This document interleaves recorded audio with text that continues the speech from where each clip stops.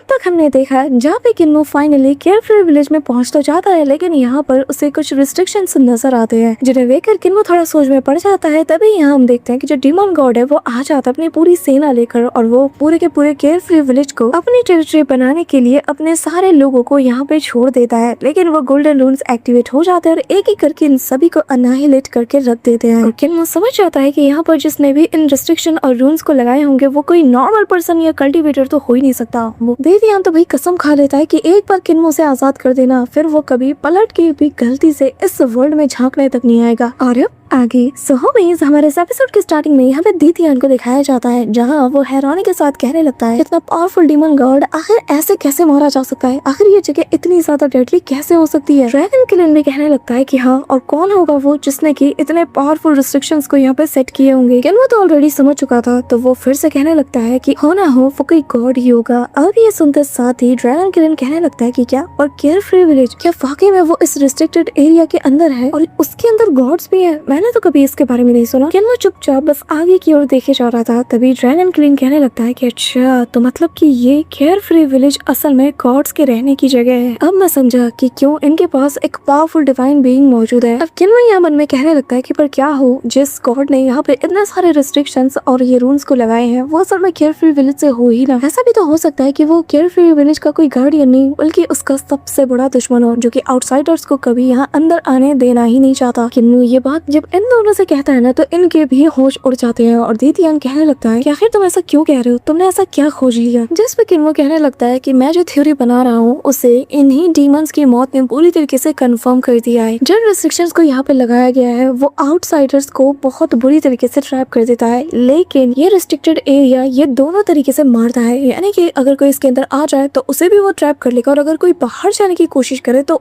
वो तो वैसे ही नहीं जा सकता। जिसका मतलब समझे कि जो अंदर आएगा वो तो फंस जाएगा, मारा जाएगा, लेकिन जो फिर अंदर से बाहर जाने की या एस्केप करने की कोशिश करेगा वो भी मारा जाएगा। और यही चीज मेरी थ्योरी को कंफर्म करती है। ये सुनकर दीतियान कहने लगता है कि अच्छा ऐसी बात है, तो मतलब कि ये जो रिस्ट्रिक्टेड एरिया है ये असल में दो धारी तलवार की तरह है। किन्मो बताने लगता है कि वो जो कोई भी गॉड है वो सिर्फ यही नहीं चाहता कि कोई आउटसाइडर केयरफ्री विलेज तक ना पहुंच पाए, बल्कि वो इस बात को भी इंश्योर करना चाहता है कि कोई अंदर वाला इंसान भी बाहर एस्केप ना कर पाए। अब ड्रैगन किलन ये सारी बातें सुनकर बहुत बुरी तरीके से डर जाता है। कहने लगता है कि आखिर वो कौन होगा जो इस हद तक रूथलेस होगा। जस्ट पे किन्मो बताता है कि इस टाइप के रूथलेस मेथड्स मैंने ऑलरेडी ग्रेट रून्स के अंदर भी देखे हुए हैं। अब तभी यहाँ पर वो उसी तीर धनुष के बारे में याद करता है और फिर कहने लगता है कि हाँ, मैं गलत हो ही नहीं सकता कि जिस रिस्ट्रिक्टेड एरिया को हम देख रहे हैं इसे असल में उसी डाइटी ने पीछे छोड़ दिया है जिसने कि ग्रेट रून्स को सील करने के लिए डिवाइन ओरोकिल को भेजा था। और जैसे कि उसने ग्रेट रून्स को पनिश किया, बिल्कुल वैसे ही उसने केयरफ्री विलेज के पीछे जो पावर है उसे भी पनिश किया। और ये जो कैटास्ट्रोफे इस वक्त इटर्नल पीस के अंदर हो रहा है, शायद इसे भी उसी ने ही भेजा है। अब यहाँ पे ये सारी बात सुनकर ड्रैगन किलन बहुत ज्यादा डर चुका था और वो कंफ्यूज होते हुए कहने लगता है कि पर ये जो हमारे सामने जो रास्ता है, आखिर ये रास्ता किस चीज को दर्शाता है। किन्मो बताता है जो केयरफ्री विलेज के लोग रहे होंगे उन्होंने ही फोर्सफुली इस रास्ते को बनाया होगा, जैसे कि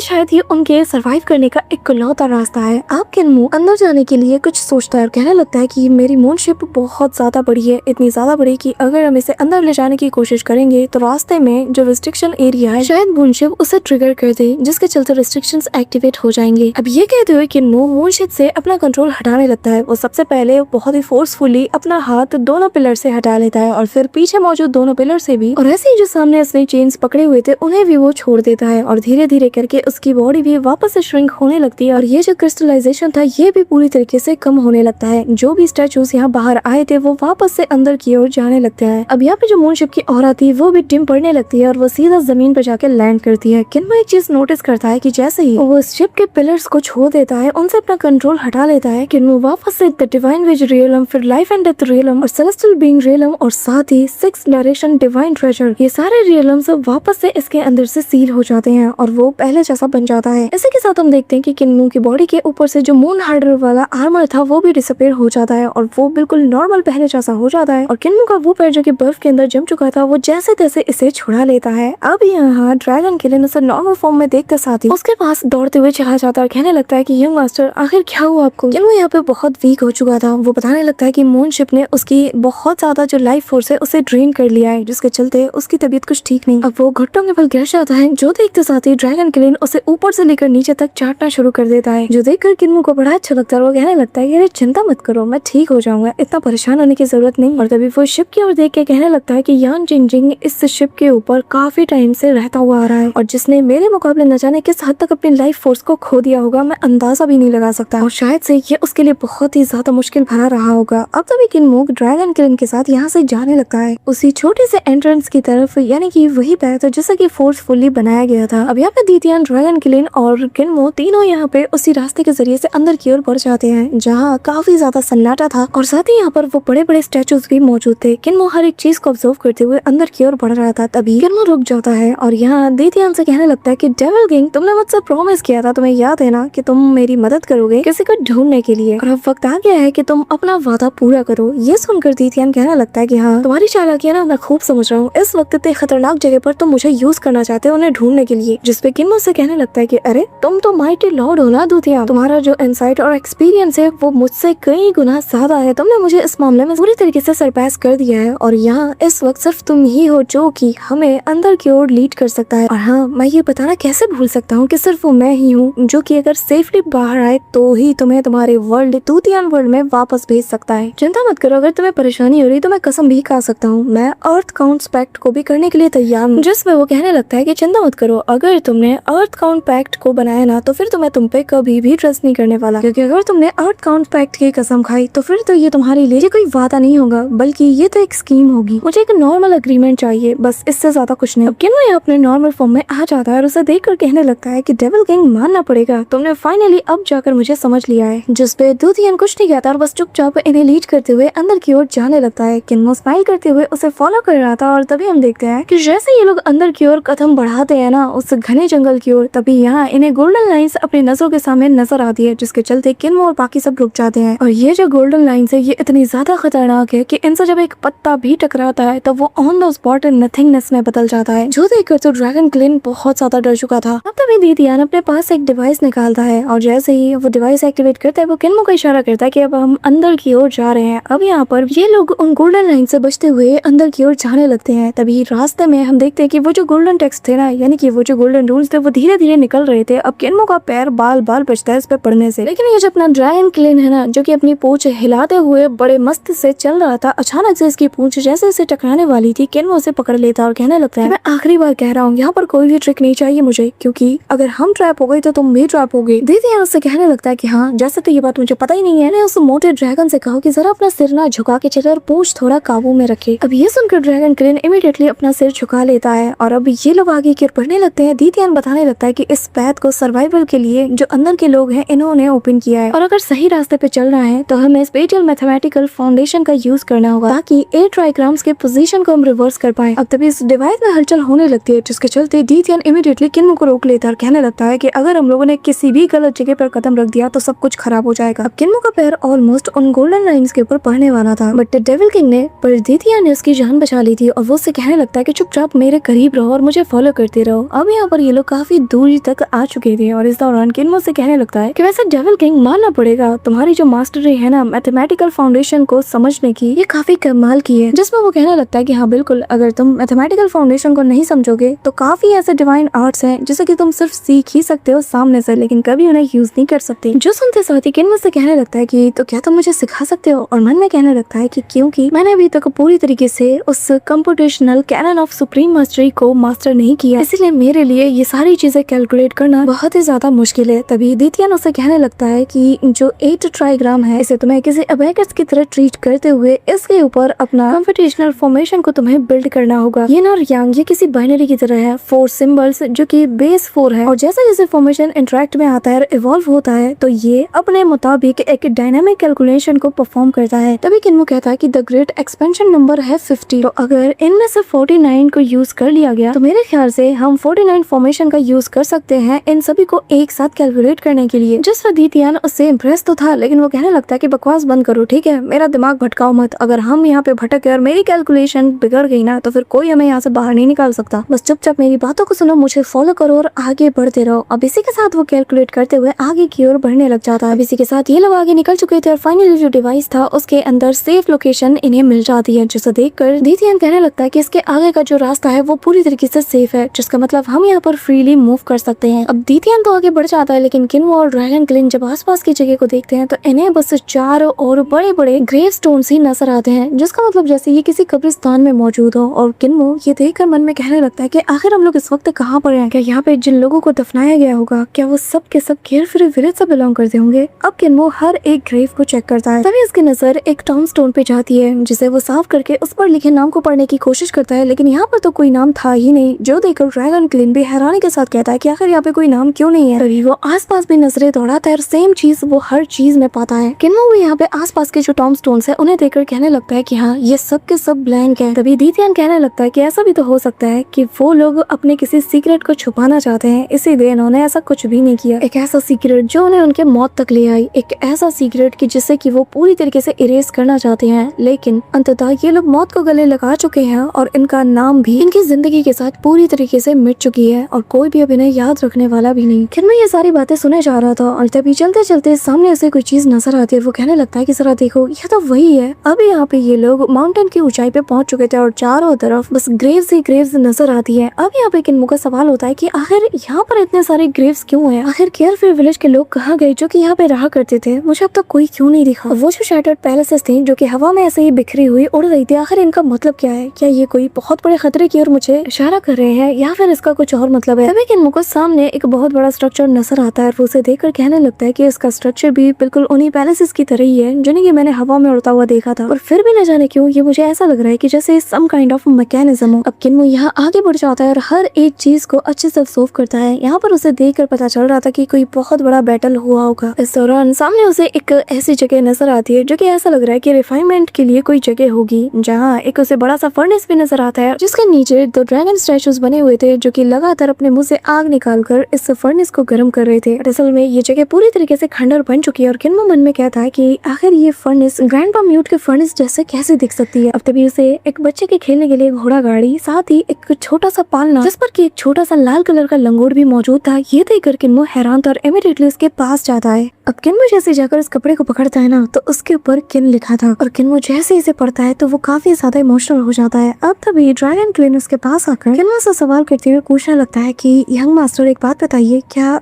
ये जगह वाकई में आपका घर है? किन्वो यहाँ पे इमोशनल होने लगता है और रोते हुए सीधा घर के दरवाजे की ओर जाने लगता है और आसपास की हर एक चीज को बहुत ही अच्छे से ऑब्जर्व करने लगता है। इस दौरान वो विंडो के साइड जाता है, उसे देखकर किन्वो चीजों को इमेजिन करने की कोशिश करता है और फिर वो सीधा घर के अंदर ही चला जाता है, जहाँ एक टूटे फूटे जगह में एक टेबल चेयर मौजूद था जिसके ऊपर कुछ खिलौने रखे हुए थे। किन्वो हर एक चीज को बहुत ही अच्छे से ऑब्जर्व कर रहा था, लेकिन तभी पीछे से दीतियान की आवाज आती है और वो कहने लगता है कि अब बस बहुत हो गया, अब हमें यहाँ से निकलना होगा, फालतू में यहाँ पे वक्त जाया नहीं कर सकते। अब मैंने तुम्हारा वादा पूरा कर दिया, तुम्हें मैं यहाँ पे सेफली ले आया, अब मुझे मेरे वर्ल्ड में वापस जाना है और मैं तुम्हारे वर्ल्ड में पलट के कभी देखने भी नहीं वाला। किन्वो घर से बाहर आता है, वो काफी ज्यादा उदास था और इमोशनल होते हुए बस यहाँ से वो जाने लगता है, पर तभी दीदियान उसे कहने लगता है कि तुमने सुना ना, मैं अब एक और दिन स्टूपिड सा वर्ल्ड में गुजारना नहीं चाहता, हमें यहाँ से आगे बढ़ना होगा। जिस पे किन्वो कहने लगता है कि हाँ तुमने सही कहा। अब ये लोग चलते चलते काफी दूर पहुंच जाते हैं और इन्हें बस चारों तरफ ग्रेव यार्ड्स ही नजर आती है। किन्वो को समझ नहीं आ रहा था कि आखिर यहाँ पर इतनी सारी ग्रेव्स कैसे हो सकती हैं, जिसका मतलब ये है कि कितने सारी ऐसी मौतें हुई होंगी, वो भी उन लोगों की जो कि बाहर जाना चाहते थे, लेकिन किसी रीजन के चलते वो लोग कभी बाहर जा ही नहीं पाए और बस यहाँ पर इंतजार करते करते मारे गए। किन्वो को यहाँ पर काफी बड़े बड़े फील्ड्स भी नजर आती है और वो बस सोच रहा था कि आखिर कौन सा रीजन होगा कि जिसके चलते इस वर्ल्ड का ये हाल हुआ है। अब यहाँ पे ये लोग बात करते करते एक पहाड़ के बिल्कुल चोटी पे आ चुके थे और जिसके आगे खाई मौजूद था। अब यहाँ पे आते साथ ही अचानक से ये डिवाइस बहुत बुरी तरीके से ट्रेम्बल करने लगता है, जो देखकर यहाँ पे दीदियान कहने लगता है कि एक मिनट, यहाँ के स्पेस में कुछ गड़बड़ है, हमें यहाँ पे नहीं होना चाहिए था। तभी किन्वो आसपास की जगह को देखता है। इस दौरान इसे अपने कानों में कुछ आवाजें सुनाई देती हैं, जो सुनकर किन्वो सभी को शांत रहने को कहता है और यहाँ किसी लेडी की आवाज आती है जो कि कहने लगती है कि तुम्हें पता है ना कि ये जगह कितनी ज्यादा खतरनाक है, लेकिन तुम कभी भी अपने लिमिट्स को पहचानते ही नहीं, तुम जानते ही नहीं कि तुम्हें कहाँ पे रुकना है। और अब देखो क्या हो गया, तुम्हारी गलतियों के चलते ना अब हम यहाँ पे पूरी तरीके से फंस के रह चुके हैं। अब हमें यहाँ से कौन निकालेगा? मुझे यहाँ से बाहर निकलना है, लेकिन तुम्हारे चक्कर कब मैं यहाँ पे फंस के रह चुकी हूँ, मैं यहाँ पे मरना नहीं चाहती, मुझे बाहर निकालो। किसने तुमसे कहा था? हाँ, किसने कहा था यहाँ पे आने को? अभी यहाँ पे जैसे जैसे ये लोग खाई के करीब जाने लगते हैं तो यहाँ पर वो आवाज और ज्यादा लाउड हो जाती है, जिसे सुनते साथ ही किन वो समझ आता है कि ये तो ग्रैनी सी है। तभी किन वो दीथियान से कहने लगता है कि डेविल किंग मुंह क्या देख रहे हो, जाओ जाके उनकी हेल्प करो। अब तभी किन वो नोटिस करता है कि ये आवाज अचानक से ऊपर से आ रही थी, जैसे कि सामने कोई बैरियर हो। अभी यहाँ दीथियान भी इमीडिएटली उस डिवाइस का यूज करते हुए सामने स्पेस के ऊपर एक अटैक करता है और एक रे ऑफ लाइट उसके डिवाइस से निकलते साथ ही उससे टकराती है, जहाँ हमें पता चलता है कि वाकई में यहाँ पे एक ट्रांसपेरेंट सा बैरियर था। अब यहाँ पे ये स्पेस पूरी तरीके से कोलैप्स करने लगता है, इसके काफी सारे पीसेस भी हो जाते हैं, लेकिन अचानक से इवेंचुअली ये सारे पीसेस वापस से फोल्ड होने लगते हैं, जो देखकर सभी लोग शॉक थे। और दीथियान बताने लगता है कि जो डाइटी है उसने इस जगह को 108 स्पेस में फोल्ड किया है, जिसका मतलब 108 यानी कि 108 डिवाइन रिस्ट्रिक्शंस। अब तभी सीन शिफ्ट होता है और यहाँ हमें दिखाया जाता है कि जो ग्रैंडपा बुचर है वो हवा में दौड़ते हुए जंप करता है और जंप करते साथ ही एक तगड़ा वाला स्लैश अटैक सीधा वो ऊपर की ओर चला देता है। और जहाँ हम सामने देख पाते हैं कि एक बहुत बड़ा सा जो टोर्नेडो है वो इनकी ओर बढ़ रहा था। अब ये स्लैश अटैक करते साथ ही ग्रैंडपा बुचर वहाँ पे लैंड करते हैं और तभी पीछे मुड़ के कहने लगते हैं कि यार मेरी हड्डी ना अब टूटने वाली है, तुम लोगों का हो गया? तब से मैं देख रहा हूँ तुम लोग यहाँ पे बस बैठे बैठे रेस्ट कर रहे हो और मेरी हड्डी यहाँ पे टूटने वाली है, तुम लोग कर क्या रहे हो? और अब बहुत ही जल्द अगला रिस्ट्रिक्शन यहाँ पे आने वाला है। यहाँ हम देखते हैं कि जो ग्रैंडपा ब्लाइंड और जो ग्रैनी सी है दोनों एक पत्थर के टीले के ऊपर मुंह फुलाए बैठे हुए थे और ग्रैंडपा ब्लाइंड ग्रैंडपा बुचर से कहने लगता है कि तुम देख नहीं सकते, मैं बूढ़ा हो चुका हूँ, एक अंधा आदमी किस हद तक मेहनत करेगा, मेरा शरीर अब जवाब दे चुका है, अब मेरी बॉडी पहले जैसी नहीं रही कि वो पहले जैसे सारे काम कर पाए, तो मुझे थोड़ा आराम करने दो। लेकिन ग्रैनी उसने तो बस अभी जवानी में कदम रखा है, उसे ये सारे मामले हैंडल करने हैं, तो मैं तो नहीं पड़ने वाला। अब यहाँ पे हम ग्रैनी सी को भी देख पाते हैं जहाँ उसकी बॉडी काफी ज्यादा हीट करने लगती है, जहाँ पे वो अपनी डेविलिश सी पावर का यूज करने लगती है। लेकिन इस दौरान जो उसका वो सर्वेंट था वो उससे कहने लगता है कि मैडम प्लीज आपकी जो मैजिक पावर है ये अब ऑलमोस्ट एग्जॉस्ट होने वाली है, आपको खुद के ऊपर इतना ज्यादा फोर्स नहीं डालना चाहिए। हाँ जी, वही एविल स्पिरिट जो कि उससे बार बार उसकी बॉडी का कंट्रोल मांगने लगता है और कहने लगता है कि मुझे अपनी बॉडी दे दो। हाँ जी, वही इनर डीमन जो कि बार बार उसकी बॉडी को पोजेस करने के लिए उससे उसकी बॉडी का कंट्रोल मांगने लगता है, लेकिन ग्रैनी से उसे धुतकारते हुए भगा देती है। लेकिन जो ग्रैंडपा ब्लाइंड और ग्रैंडपा बुचर है वो ये देखकर साफ समझ आते हैं कि जो ग्रैनी सी का इनर डीमन है वो पहले से ज्यादा स्ट्रॉन्ग हो चुका है। तभी इन्हें कुछ फील होता है और ये लोग पलट के दूसरी ओर देखने लगते हैं, जहाँ हम देखते हैं कि एक बहुत बड़ा सा टोर्नेडो सीधा इन्हीं की ओर बढ़ रहा था, इन्हें पूरी तरीके से डिस्ट्रॉय करने के लिए। बट सडनली इनके आसपास का एटमॉस्फेयर पूरी तरीके से बदल जाता है। पहले जहाँ ये एक रेतीले रेगिस्तान में थे, अचानक से ये पानी के अंदर पाते हैं खुद को और फिर जमीन वापस से क्रैक करने लगती है और वापस से यहाँ का जो पूरा का पूरा डायमेंशन है ये बदलने लगता है। इन्हें काफी इंटेंस प्रेशर फील होता है और अचानक से एक ऐसा पोर्टल बन जाता है जिसके अंदर ये तीनों समा जाते हैं और ये खुद को एक ऐसी जगह पे पाते हैं जो कि बहुत ही ज्यादा स्ट्रेंज लग रही थी और तीनों यहाँ पे आते साथ ही बहुत ही ज्यादा चौकन्ने हो जाते हैं। सडनली यहाँ पे हम देखते हैं कि एक पोर्टल टाइप का बनने लगता है और अचानक से सामने एक दहकता हुआ बहुत बड़ा सा ज्वालामुखी नजर आता है जो कि पूरी तरीके से एक्सप्लोड कर चुका था। अब यहाँ पे जो लावा निकल रहा था अचानक से वो समुद्र के लहरों का फॉर्म ले लेता है, लेकिन अचानक से ये लहरें किसी रेगिस्तान के समान लगने लगती है जिसके अंदर से काफी स्कल शेप के जो स्कल्स हैं वो बाहर आने लगते हैं और अचानक से ये सारे स्कल्स घोंसले फिगर में तब्दील हो जाते हैं और धीरे धीरे करके ये जो डायमेंशन था ये वापस से क्लोज होने लगता है। लेकिन इसी मौके का तो फायदा उठाना था इन तीनों को और ये तीनों एक साथ उसके ऊपर टूट पड़ते हैं, क्योंकि सामने से जो रे ऑफ लाइट आ रही थी वो इन्हें डिस्ट्रॉय करने के लिए आती है। ग्रैंडपा ब्लाइंड और ग्रैंडपा बुचर दोनों कमाल की स्ट्राइक करते हैं जिसके चलते एक ही झटके में ये उस अटैक और उस रे ऑफ लाइट दोनों का कम्प्लीटली सुपरा साफ कर देते हैं, जिसका इम्पैक्ट चारों ओर भी फैलता है। लेकिन तभी हम ग्रैंडपा ब्लाइंड को देखते हैं जो कि ग्रैंडपा बुचर के साथ लेफ्ट एंड राइट को पूरी तरीके से गार्ड कर रहे थे और ग्रैनी सी फ्रंट के एरिया को। अब अचानक से ये तीनों अपने सामने वापस से डायमेंशन को चेंज होता हुआ देख पाते हैं। यहाँ से सारा कमान अब ग्रैनी सी अपने हाथों में ले लेती है और जानती है कि कितना बड़ा खतरा अब इनकी ओर बढ़ रहा है, तो वो यहाँ पर दोनों को कमांड देते हुए कहने लगती है कि अब तुम लोग मेरी बात सुनो। अब यहाँ पे ये लोग कमाल की फाइट करते हैं, लेकिन इस दौरान जो यहाँ पे बड़े बड़े कांच के पीसेस नजर आ रहे थे, हर एक डायमेंशन के पीसेस में से अलग अलग तरीके के अटैक इनके ऊपर चलने लगते हैं और ग्रैनी सी समझ आती है कि हम लोग ऐसे ज्यादा देर तक किसी भी चीज को मेंटेन नहीं कर सकते और अब हमें यहाँ से जल्द निकलना ही होगा। जिस पे दोनों ग्रैंड पास समझ आते हैं कि बात तो उसकी सही है और ये लोग ज्यादा देर तक यहाँ पे फाइट भी नहीं कर सकते और बताने लगता है कि ये जो डिवाइन रिस्ट्रिक्शन है ये किसी गॉड के द्वारा लगाया गया एक ऐसा ट्रैप है जिसकी मंजिल बस मौत है। ये एक डाई है जिसे कि उसी गॉड ने कास्ट किया होगा, एक ऐसा डाई या फिर मैं ये कहूँ कि इकलौता ऐसा डाई कि जिसके 6 साइड्स नहीं है बल्कि इसके 108 हैं और इस वक्त हम लोग इसी डाई के अंदर है, जिसका मतलब कोई भी अगर लैंड में कदम रखेगा तो जो ये रिस्ट्रिक्शन है ये एक्टिवेट हो जाएंगी, जिसके चलते यहाँ पर असर दिखेगा। लेकिन जहाँ तक मेरा यकीन है कि ओल्ड मार जो क्रिपल है ये लोग भी हमारी तरह बिल्कुल सेम स्पेस में ही ट्रैप होके रह गए होंगे और अभी भी मैंने डीव को भी इन मिरर्स में देखा, जिसका मतलब वो भी यही कहीं मौजूद होगा, जिसका मतलब ये है कि इस डिवाइन रेस्ट्रिक्शन का जो कोर है ये काफी लंबे अरसे से चलता आ रहा है। इसके चलते इस पूरे के पूरे कोर का जो कैलकुलेशन है इसमें कुछ हलचल पैदा हो चुकी है और अब ये अनस्टेबल हो रहा है। अब यहाँ तभी हम देखते हैं कि एक एक करके दे तनातन एक्सप्लोजन्स होने लगते हैं, जो देखकर ग्रैंडपा पुचर उससे कहने लगता है कि लेक्चर देना बंद करो और ये बताओ कि आखिर हम यहाँ से कैसे निकल सकते हैं। जिस पे वो बताने लगता है कि असल में जिस गॉड ने इस रिस्ट्रिक्शन को फॉर्म किया है उसने इस पे ज्यादा ध्यान नहीं दिया, उसने इसको बस थोड़े वक्त के लिए चलने के लायक ही बनाया है। तो मतलब ये रिस्ट्रिक्शन ज्यादा देर तक के लिए ऐसे काम नहीं कर सकता और अगर ये ज्यादा देर तक ऐसे चलता रहे जैसा कि अभी हो रहा है तो ये अपने आप ही पूरी तरीके से कोलैप्स कर जाएगा। अब यहाँ पे ये कहते हुए ये सामने आ रहे सारे के सारे अटैक से भी डील कर रहे थे, जिस पर ग्रैंडपा पुचर कहता है तो फिर बताओ आखिर ये कब कोलैप्स करेगा और कोलैप्स होने में कितना टाइम लेगा। अब ग्रैंडपा ब्लाइंड कैलकुलेट करते हुए कहने लगता है कि लगभग 24,000 साल। वहीं दूसरी तरफ हम किन्मो को देखते हैं जहाँ पे जो दीतियान है वो भी कैलकुलेट करता है और किन्मो से पूछने लगता है कि बताओ आखिर तुम्हें क्या पता चला, हम इसे कैसे ब्रोक कर सकते हैं। जिस पे वो बताने लगता है कि जिस गॉड ने इस रिस्ट्रिक्शन को बनाया है उसने इसे इन्फिनिट टाइम तक के लिए चलने के लिए नहीं बनाया, जिसका मतलब इसके अंदर भी फ्लॉज मौजूद है और 24,000 साल के बाद ये रिस्ट्रिक्शन अपने आप पूरी तरीके से कोलैप्स कर जाएगा। 24,000 साल का सुनते साथ ही किन्मो भी शॉक्ड हो जाता है और इमीडिएटली उसकी तरफ देखते हुए कहने लगता है कि नहीं, हम इतने अरसे तक तो इंतजार नहीं कर सकते और ना हमारे पास इतना टाइम है, हमें कुछ ना कुछ करके अभी के अभी इसे तोड़ना होगा वरना अंतर उनकी जान खतरे में है। कोई तो रास्ता होगा, कोई तो ऐसी चीज होगी कि जिसके जरिए से हम इसे ब्रेक कर पाए और इसके अंदर जा पाए, इसे पूरी तरीके से हम खत्म कर सकते हैं और अगर वो भी नहीं हुआ तो मैं